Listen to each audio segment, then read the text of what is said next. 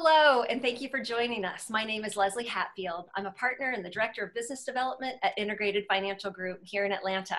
Welcome to our Education and Empowerment series, where we'll be bringing our audience conversations with some of the smartest and most professional, successful professionals in their field. I'll also be co-hosted today by my partner, Kevin Garrett, who is a nationally recognized independent fee-based financial advisor, specializing in the unique needs and challenges that women, particularly those going through a divorce, death, or change of jobs or career, face in today's financial world. Hi, Kevin. Hey, Les, how are you? I'm good. I'm excited today because we have as our guest, Jed Fearon. Hi, Jed. Hey there. Thanks for having me, y'all. Hey, we're really excited to have you. Just a little bit about Jed. Jed is a solution advisor for Fearon. It's a Inc. 5000 ranked managed IT service provider who helps small and mid-sized organizations improve performance and reduce business risk.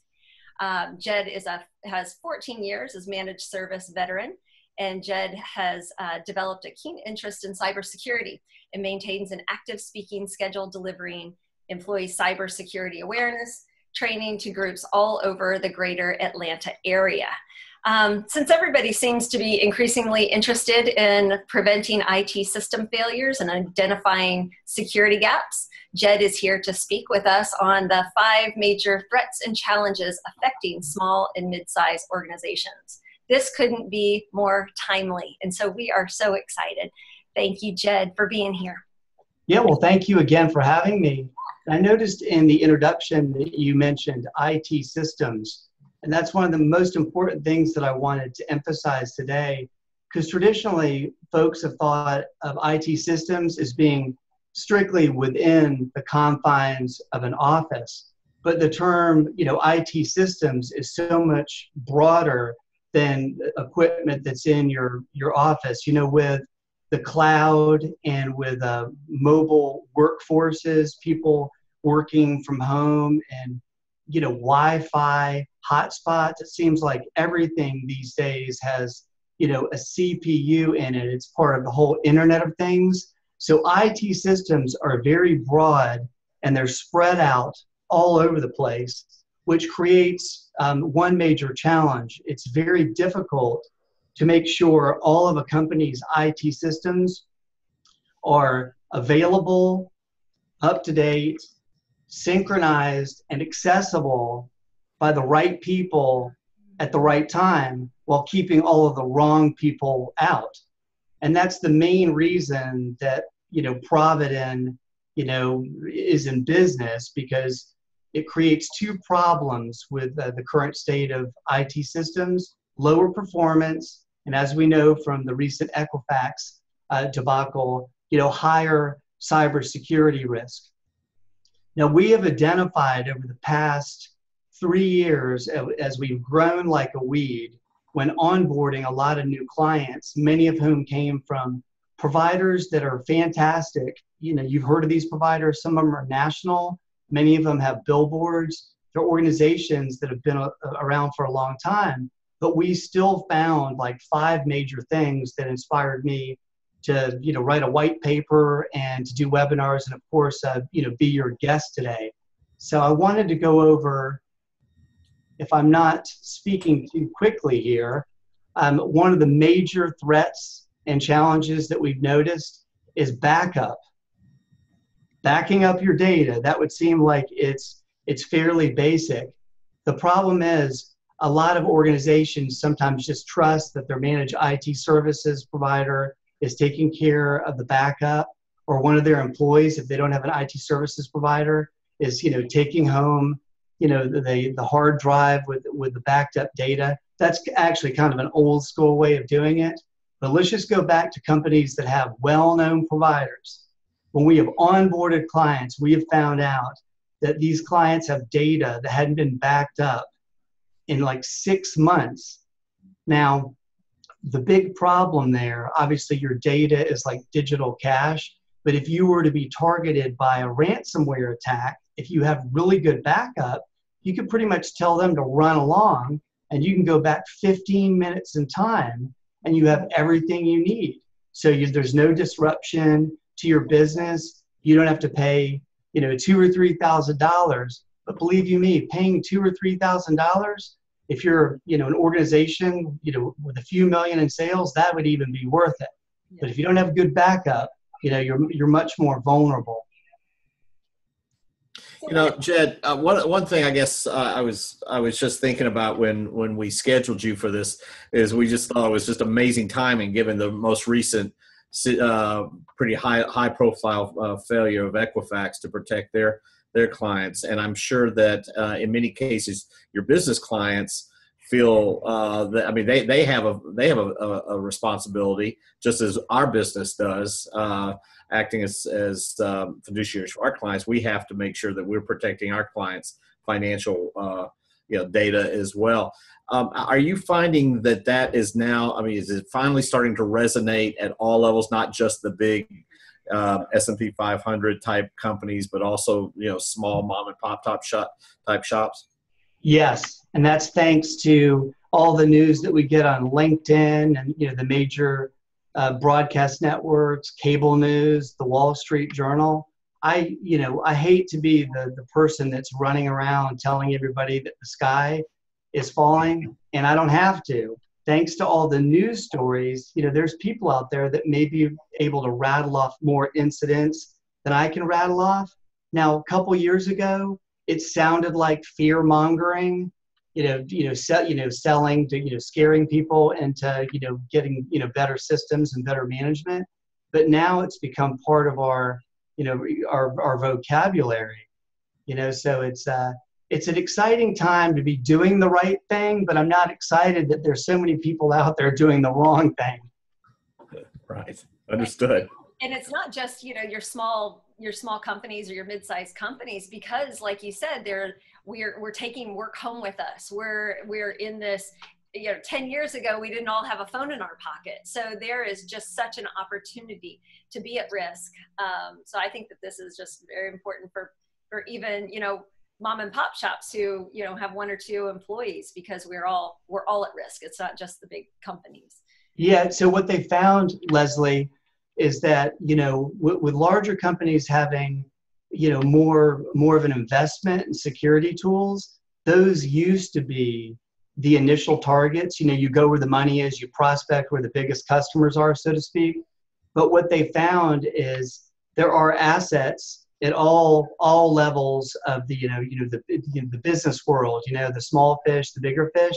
And there's people out there that figure out a way to take a little bit from a bunch of different small businesses. And so the small businesses, number one, aren't going to have the fancy security software, from Cisco, or FireEye, organizations Palo Alto Networks. They're not typically going to have that in place. And they also don't have a lot of policies in place, which is the biggest non-technical problem out there. And I can certainly touch on that a little bit later in the presentation. Please do, yeah. Yeah, well, why don't you go ahead and just jump into some of the key points that you want to make, because I know our listeners want to hear a little bit about what you've got to say.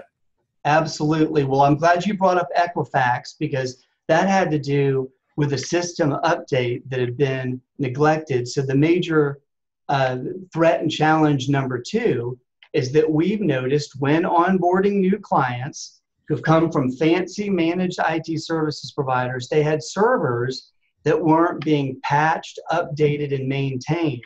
So that obviously leaves, holes open where, threat actors are able to get in. It also affects performance, but the scary thing about not having, updated servers is it makes it easier for malware to get into various IT systems. And the annoying thing about malware is that it can be in your system on your, workstation, gets there from the server. It can be there for 250 days before the threat actors even do anything nefarious, but it typically takes 14 months to find it. Wow. So it's very, sneaky. It's very much underneath the radar.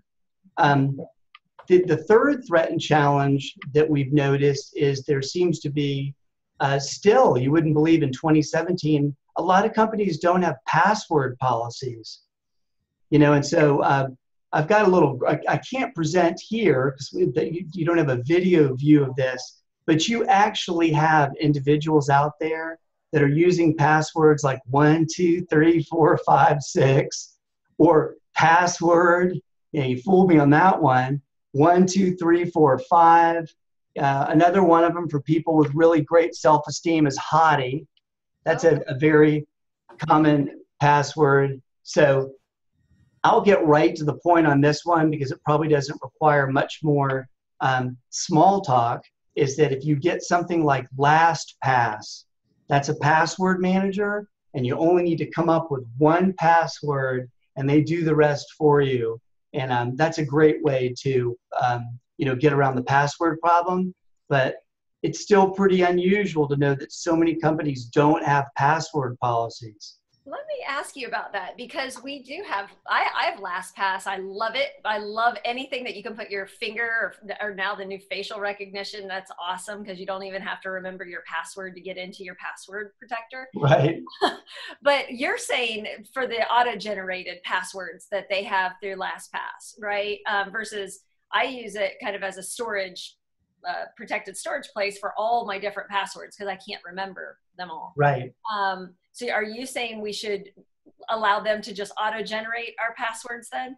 Well, I tell you what, I read a recent article, it may have been on Krebs on security, where conventional wisdom about passwords was to let someone like LastPass generate this really silly, ridiculous password, with characters and, numbers and small caps and large caps. So there's a school of thought that says you should do that, and that's certainly easy to do. You will never remember those passwords, and they're very hard to unscramble. But a new school of thought, this is a month ago that I read this on LinkedIn, is saying come up with some really awesome passwords that have phrases related to things that you're interested in, that are part of your life, and then mix in a few numbers there and store them in LastPass. So that's a bifurcated answer, but I just wanted to give you the latest on what I've heard. Okay, so go more with a phrase that it's personal to you, but phrases more than just a name and a couple of numbers. Yeah, I love drumming, I love dogs, and I love surfing. And I'm saying this because I know y'all will never be able to figure out my passwords, but trust me, there's phrases related to that I use. Now, from the standpoint of, because I use LastPass as well, and I have wondered before, because it's as if it's a little app on the browser itself, because anytime you go to the site, it'll pop up. Is there any concern from your standpoint of those types of products being hacked by spyware that may be on the computer itself? Yes, but just so I don't overrepresent my technical proficiency, I might want to, circle back and provide a more, nuanced answer. Now, it concerns me, but I've been assured by my, technical support staff, as long as our systems are covered, and we run like something called, OpenDNS. And we have, some pretty fancy security software here that our clients get as well. So it makes it harder to get infestation through browsers. But let me mention one more thing, is that even LastPass can be compromised, and they've been, hacked into before, but they have multiple, sites and redundancies and instances. And even if people hack in, they still have to figure out some really ridiculous, complex passwords. So as long as you change your passwords a lot in LastPass, you're going to be in the best possible stead, even better than writing your stuff, having an Excel spreadsheet under a mattress, which a lot of people think, yeah. I one of the things, as I was reading your ebook, and I think it's a great piece. Everybody needs to take a look at it, whether they're individuals or business owners. But was the phenomenon that we're now dealing with more and more, which involving Microsoft 365. Oh, I'm glad you talk a little bit about that. Yeah, I mean, we use it. Years ago, managed services providers were all excited about managing Exchange servers, and they're going to do an Exchange server upgrade, and it's good for them and it's good for us. And they worried about things, moving to the cloud. Microsoft knows it's a pain to have those Exchange server licenses and have it on, equipment, inside businesses. So they've really done a fantastic job with Office 365. The problem with Office 365 is there's a lot of different flavors, and despite the fact that they have wonderful videos, on the various websites, how to use Office 365, a lot of us are multitasking, we're incredibly impatient. The company tries to do training for most people, and they dial out, they won't check out the 2-minute video. So people, instead of sending an email through their system, if they can't get Office 365 to work the right way, is that they'll go to their Yahoo account or their Gmail account, and that's taking sensitive information off of a protected medium, and then sending it out pretty much into the wild blue yonder, because Gmail and Yahoo and those the public, the webmail is much more susceptible to compromise. So what we try to do here is, it's part of our curriculum, have, training events where we teach people, how to use Office 365, even Skype for Business. I mean, I don't know what the security angle is there, but a lot of us have it. It's fantastic, but people won't learn it. So, you just got to inspire folks to learn the productivity tools that'll make their lives easier. And when they don't, there's the security problem too. Understood. So any other elements that you wanted to address today, or did we tackle those?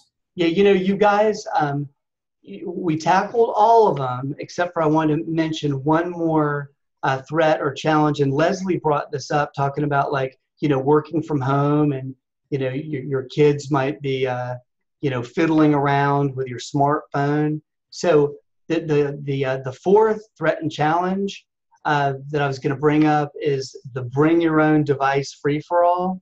So if people bring their own device into your office, they can, if it has corrupted, if there's any sort of corruption on that device, it can infiltrate your network, through the wireless, medium, unless you have, your guest network or even your office network set up properly. And the other thing is, a lot of employees are downloading free apps. I don't know if this is an exaggeration, but it's something I got on LinkedIn Security, but it was something to the effect of, your average person has 50 to 100 unauthorized applications on their smartphone. And I'm just thinking that if I were, a cyber criminal, I think I would come up with a really cool application. I would make it free. It would be in the Android store, it'd be, in the Apple, that app store, and then have people enjoy it, and then use that as a Trojan horse to get into networks. So, that's a real biggie. But the other thing is the free Wi-Fi hotspots. If you're at Starbucks and you're drinking all that expensive coffee and, sending, documents around, there are folks that have tools that they could be in the parking lot, and they can access your mobile device or your laptop. So our viewers would be well suited to use their provider's hotspot, like your T-Mobile hotspot, because that's more secure than the free Wi-Fi, at Starbucks or even a hotel for that matter. And it also helps, and your IT department could set this up for most folks, is a VPN, a virtual private network. So when you're at Starbucks, you're protected, and people, threat actors don't have visibility, to your data assets. Well, I'm officially freaked out. Hey, Kevin, this always happens. I don't want to sound like the sky is falling, but I maybe need to think of a more gentle approach so I don't freak everybody out. Well, you're hitting home with me in any number of ways. Not only am I concerned for my clients, I'm concerned about our own protecting of our clients' information, but I also have these 3 teenagers at home that I'm immediately thinking about and wondering, wow, what are they bringing into the house? So we gotta talk about that, Les. Right, exactly. Yeah. Well, what you were just talking about with trying to get free Wi-Fi, the kids, we're always controlling their data usage, right? And so right. I know this isn't unique to us, but we're always looking for free Wi-Fi and connecting. And it's just, when you're everybody loves free stuff, Leslie. That's why. And, like you said, it's a perfect crime, to be able to tap into and infiltrate. It just feels like these, cockroaches or something that's getting into your house without your permission, so wow, we could probably talk at least another hour, and hopefully you could come back and visit with us. But if I've got it right, backup is big. Updates, make sure you're properly doing all your updates. Password policies are huge. Change up your password, not your last name, 123. The Wi-Fi hotspots, and what else was I missing? Was that it? Office 365 adoption. Office 365 adoption, and not just and know how to use it. And keep them updated. Keep the updates updated. Yeah. Oh man, absolutely. If we can at least take a little bit of each one of those and try to be the little niggle in everyone's mind so that we're more protected, you will have definitely helped us all. Thank you. And y'all are more than welcome to share my ebook with any of your respective audiences. At the very end of my ebook, I guess y'all saw the thought starters, which I'm sure y'all have some similar thought starters related to managing folks' assets and preparing them for a smooth retirement. But feel free to share. It gets folks thinking, and I'm always glad to be a resource. Oh, thank you. We definitely will, because I think that it's a very informative piece, and I enjoyed reading it, and it's quick and easy. Hey, Jed, real quick before we let you go, what's your website again, and how can anyone watching this get a hold of you? It is providyn.com. That's providyn.com. And that's probably the best place to get our story. If anyone would ever want to contact me via email, it's Fearon@providyn.com. And Fearon is spelled F as in fun, EARON. Fearon. Well, and if you want to call me, 404-434-4837. That's my cell, so don't call past 11. That's great. Does anyone use the phone anymore? I tell you what, you would think no. Yeah. But I use it occasionally, but mainly the cell phone. Yeah, for texting. All right, guys. Thank you so much, Jed. I know we'll be in touch, and we'll definitely be posting this out and with your contact information and your ebook as well. So thanks for joining us. Hey, thanks a lot, y'all. Have a great day. Thanks. You too. All right, take care. Bye-bye. Bye-bye.